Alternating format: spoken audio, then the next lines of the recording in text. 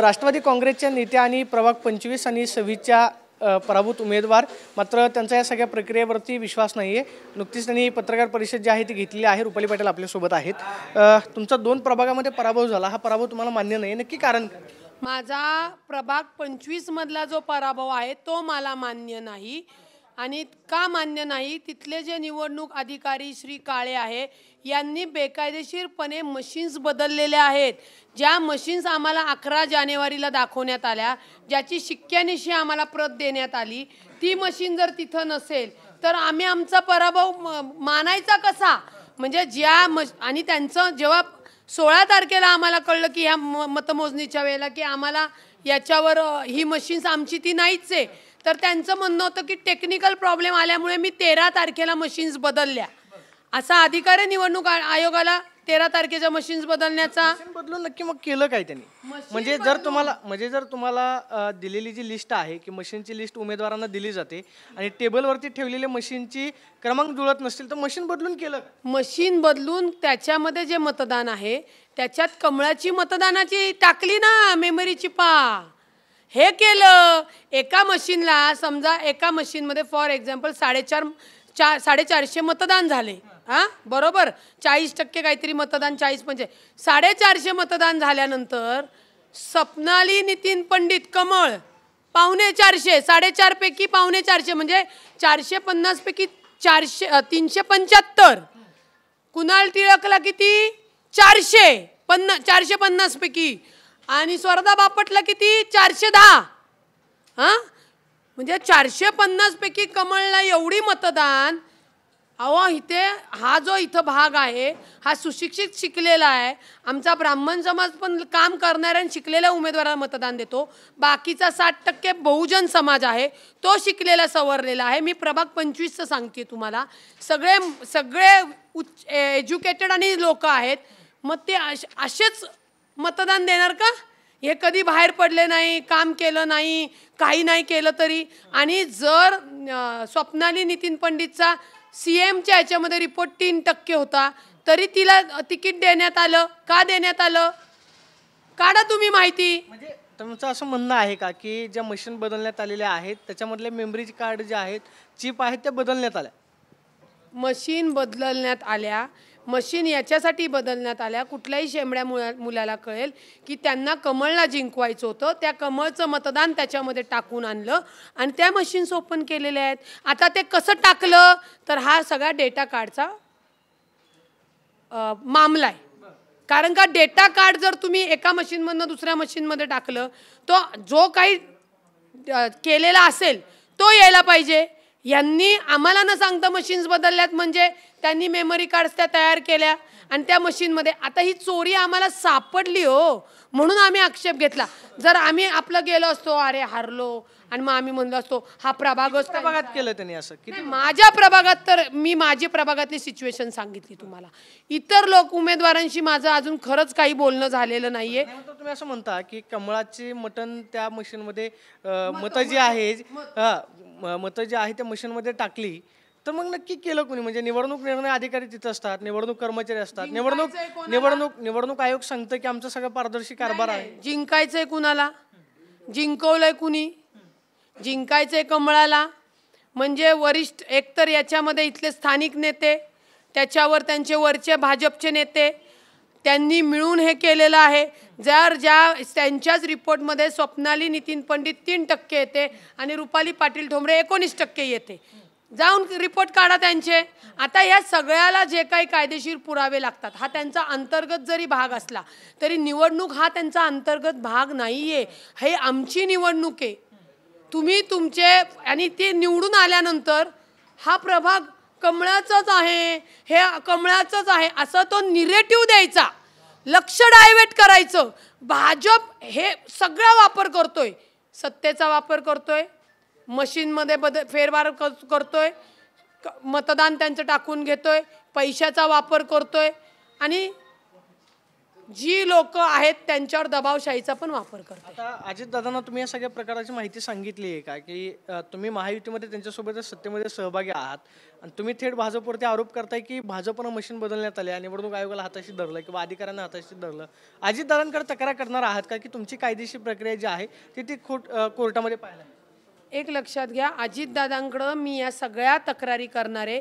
त्या दिवशी सुद्धा मला अजितदादांना फोन करायचा होता, पण मी जर त्या मतदानाच्या दिवशी अजितदादांना फोन केला, जसे अजितदादा उपमुख्यमंत्री आहेत तसे कमळाचे मुख्यमंत्री तिथं आहेतच ना. शेवटी तेच घडणार होतं. नेत्यांना सांगून माझा तिथं प्रॉब्लेम सॉल्व्ह होणारा नव्हता. अहो, यंत्रणा हाताशी घेतली. हो, आम्ही महायुतीत आहोत म्हणून ते त्यांना मुख्यमंत्र्यांच्या किंवा भाजपाच्या लोकांना खून करायची परमिशन आहे का? तर नाही. हो, लक्षात घ्या. काय करणार कायदेशीर प्रक्रिया म्हणून? कायदेशीर प्रक्रिया तर मी सुरू केलेली आहे आणि मी अजितदादांना सुद्धा या गोष्टी सांगणार आहेत. त्यांच्या सोबत आहे म्हणून त्यांनी कुणालाही म्हणजे कमळानी भाजपनी सगळ्यांना मारायचं, खून करायचं याचं प्रमाणपत्र त्यांना कायदा देत नाही ना. मित्रपक्षसुद्धा देऊ शकतात. आम्ही मित्रपक्ष असताना सुद्धा आमच्या बाबतीत भाजपनी अशा पद्धतीने रणनीती केलेली आहे. हे घातक आहे. हा लोकशाहीचा खून आहे. भाजपनं ठरवून राष्ट्रवादी एकनाथ शिंदेचे उमेदवार पाठवले. एक्झॅक्टली. भाजपला जे काही एखादी सत्ता हवी आहे ही लोकांमधनं, लोकांचं मतांमधून नको आहे, ही मॅनेज करून त्यांना हवी आहे. हे स्पष्ट झालेलं आहे. आधीचं निवडणूक आयोग जो सांगतं की हे खरं नाही आहे, ते खरं नाही आहे. एक लक्षात घ्या, कुठलीही प्रोसिजर असू द्या, बाप दाखवा नाही तर श्राद्ध घाला. आम्ही जेव्हा आंदोलन करतो त्या पोलीस कायद्याचे रक्षक म्हणून स्वतःचा कॅमेरा आणि हे घेऊन येतात, अख्खं ते शूटिंग करतात आणि मग कोण आरोपी आहे, कोण कोण आलं हे त्याच्यामध्ये बघतात. यांना कॅमेरा आत का नकोय? निलेश काळे कसबा विश्रामबागमधल्या हा जो निवडणूक अधिकारी आहे याला कॅमेरा आत का नकोय? कारण का त्यांनी केलेला खून, त्यांनी केलेला भ्रष्टाचार, त्याचे पुरावे बाहेर जाऊ नये हा एकमेव उद्देश आहे. त्याच्या विरोधात हायकोर्टामध्ये याचिका नक्कीच त्यांनीच केलेलं आहे. अहो, मला काय म्हणायचं, तुम्ही अधिकारी आहात, ठीक आहे, मशीन आहे, मशीनमध्ये टेक्निकल प्रॉब्लेम येतो, मशीन हँग होतं, डिस्प्ले जातो, जसं मोबाईल आहे तसं. पण ते झाल्यानंतर ते इन कॅमेरा व्हायला पाहिजे की तुम्ही त्याच्यात हस्तक्षेप केलेला, छेडछाड केलेली नाही आहे, हस्तक्षेप केलेला नाही आहे. हे अधिकारी म्हणून त्यांचं काम आहे दाखवण्याचं की मी मतदान प्रक्रिया ही पारदर्शक राबवलेली आहे म्हणून. आमचं नाही आहे.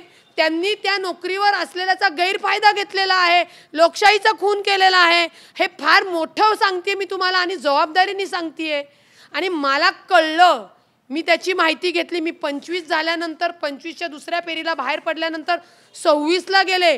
26चे जे भंडारी आरो आहेत त्यांनी कॅमेरावन, बाकी मोबाईलवाले सगळे होते ना आतमध्ये आणि त्यांनी उमेदवार स्वतः जाळीच्या आतमध्ये घेतले होते आणि पोलिंग एजंट बाहेर होते. काळेनी उमेदवार पण बाहेर. अरे आमची इलेक्शन आहे, तू पगार घेतो आमचा, आम्ही जेव्हा टॅक्स देतो ना तेव्हा तुला ते भाजपवाले पगार देणार आज सत्तेत आहेत म्हणून. आणि तू त्यांची लष्कराची लोकांची गद्दारी करून लोकशाहीचा खून केला त्या निलेश काळेंनी. आणि तुम्ही असं म्हणता की निवडणूक निर्णय अधिकाऱ्यांनी याच्यामध्ये फेरफार केला. भाजपने 125चं टार्गेट ठेवलेलं होतं, ते 119 वरती पोहोचलं. हो, मग त्यांना कळलं ना की 125 अति होतंय, मग वरचे जे आहेत ते सोडले. ते कसं असतं, खूप मोठं दरोडा टाकताना 2-4 घरं सोडून द्यायची. मग पोलीस तपासामध्ये पोलिसांना विचार करावा लागतो, इन्व्हेस्टिगेशन ऑफिसरला, की ही घरं का सोडली, काय कारण होतं हे घर सोडण्याचं. ती परफेक्ट त्यांनी बसून हा फंड म्हणजे हा प्रयोग केलेला आहे. आणि मला वाटतं गणेश बिडकर काहीतरी म्हणले होते की 120चा गाठणार. कुठून गाठणार? कुठून गाठणार तुम्ही 120चा? तुम्ही ना लोकांमध्ये आहात, तुम्ही मोठमोठे प्रकल्प पैसे आणून कामं करणारी लोक. आज एक व्हिडिओ अरविंद शिंदेंनी मला तो लेट मिळाला. एका प्रभागासाठी माजी आमदार हेमंत रासने किती निधी आणलाय? 90 कोटी एका प्रभागासाठी. मला 90 कोटीचं प्रभाग याच्या 15 मधलं काम दाखवावं. मुरली अण्णा मोहोळ एका प्रभागासाठी किती आणलाय? 134 कोटी. किती? कुठे? विकास कुठे आहे? विकासाचा व्ही पण नाही आणि विकासाचं काहीच नाही. त्याच्यानंतर सुनील कांबळे, भीमाले यांनी जो एका प्रभागात एवढा निधी आणलाय, निधी आणला असेल तर ते काम दिसलं पाहिजे ना, ते विकास कामं दिसली पाहिजे, त्या सुविधा दिसल्या पाहिजे.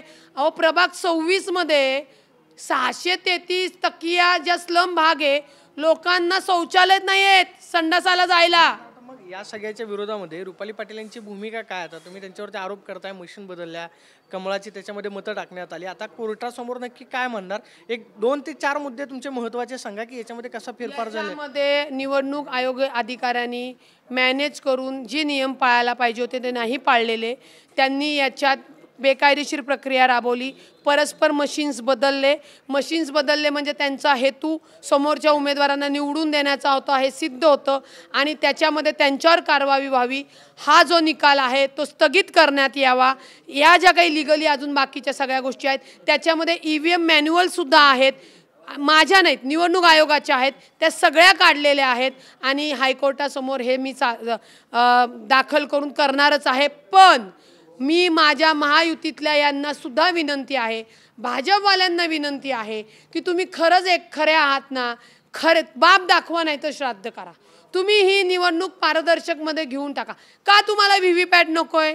आम्हाला व्हीव्हीपॅट का हवंय? तुम्ही जो हा सातत्याने मशीनचा गेम खेळताय, मशीन मॅनेज करताय, डेटाचा विषय करताय, म्हणजे आम्हाला न सांगता आमच्या मशीनमधला डेटा काढणार आणि त्याच्यात ती चिप लावणार, बदलणारच ना. ते अख्खे मशीन तुमच्या ताब्यात आहे, तिथले तुम्ही कॅमेरे लावले नाही, त्याचा ॲक्सेस आम्हाला दिलेला नाही आहे. समजा सील केलं तर ते दिसू द्या ना तुम्ही खऱ्याने केलेलं आहे. कारण का पोलीससुद्धा मॅनेज झालेले आहेत, निवडणुकी अधिकारी मॅनेज आहेत. त्याच्यामुळे 119 मी पुन्हा सांगते, त्याच्यामुळे 119 हे भाजपनी स्वतःहून जिंकवलेले आहेत. पुणेकरांनी मतदान त्यांना दिलेलं नाही. जे काही मी म्हणत नाही, पुणेकरांनी जे काही मतदान दिलं असेल ते येऊ द्या ना समोर, घ्या सगळ्या पुणेकरांचं पुन्हा इन कॅमेरा मतदान. तुमचे एवढंच जर प्रेम असेल ना तर तुमचे 165च्या 65 येतील. परंतु भाजपनी अशा पद्धतीने बेकायदेशीरपणे आणि महायुतीतले त्यांचे जे मित्रपक्ष त्यांच्या केसानी गळा कापून सत्तेचा गैरवापर करून निवडणूक अधिकारी मॅनेज करून निवडणूक जिंकलेली आहे. याच्यामध्ये ते बटन कमळाला घड्याळ दाबलं की कमळाला जातं असं काही नाही आहे. लोक भावनिक असतात, त्यांच्यातलीच लोक हे चुकीचं पसरवतात. त्या लोकांशी म्हणजे ज्या लोकांच्या उमेदवारांच्या इथं झाले त्यांच्याशी बोलणं गरजेचं आहे, त्यांची परिस्थिती समजून घेणं गरजेचं आहे. त्याच्यासाठीचे सगळे व्हिडिओ शूटिंग्स हे निवडणूक आयोगाने ठेवायचे, डिलीट करायचे नाहीत. कारण का कालांतराने मागितल्यावर ते सांगणार की आम्ही ते डिलीट केले, मग पुरावा नष्ट झाला. हा अहो पुरावा नष्ट झाला केला त्याच्यामध्ये पण तरतूद आहे, पुरावा नष्ट केल्याचा गुन्हा दाखल होतो तोही निवडणूक आयोगावर करता येईल. त्याच्यामुळे निवडणूक आयोगाने जेवढे शूटिंग्स केलेले आहेत ते आहेच्याच आहे तसं ठेवायचे आणि हे सगळे कोर्टामधनं या सगळ्यांच्या याच्यावर निश्चित आम्हाला न्याय मिळणार. आणि भाजपनी जर खरंच खऱ्याचे असतील तर ते बाप नाही तर त्यांनी श्राद्ध घालावं. ही निवडणूक कुठली घेऊ नका. प्रभाग 25ची निवडणूक परत घ्या, इन कॅमेरा घ्या आणि मला निवडून दाखवा. परत याच मताने जर तुम्ही निवडून आले तर रुपाली पाटील ठोंबरे राजकारण सोडल आणि वकिली सुद्धा सोडून घरामध्ये या मुख्यमंत्र्यांच्या या नेत्यांच्या घरी भांडी घासायचं काम करेल आयुष्यभर. पण तुम्ही असे इतर जे उमेदवारांची गळचेपी करून त्यांचं भवितव्य खराब करताय, लोकशाहीचा गळा दाबताय, भाजपनी ते करू नये अशी माझी त्यांच्या नेतृत्वाला विनंती आहे. आपण पाहतोय की रुपाली पाटील यांनी मागणी केलेली आहे की प्रभाग 25ची निवडणूक जी आहे पुन्हा एकदा इन कॅमेरा घ्या. जर कदाचित मी पराभूत झाले तर मग मी मात्र म्हणेल ती करेन, मात्र भाजपनं लोकशाहीचा गळा जो आहे तो घुटलेला अशी प्रतिक्रिया रुपाली पाटलांनी दिल्यास पाहायला मिळते. कॅमेरा पर्सन सुशांत राऊत, मी प्रदीप कापसे, TV9 मराठी, पुणे.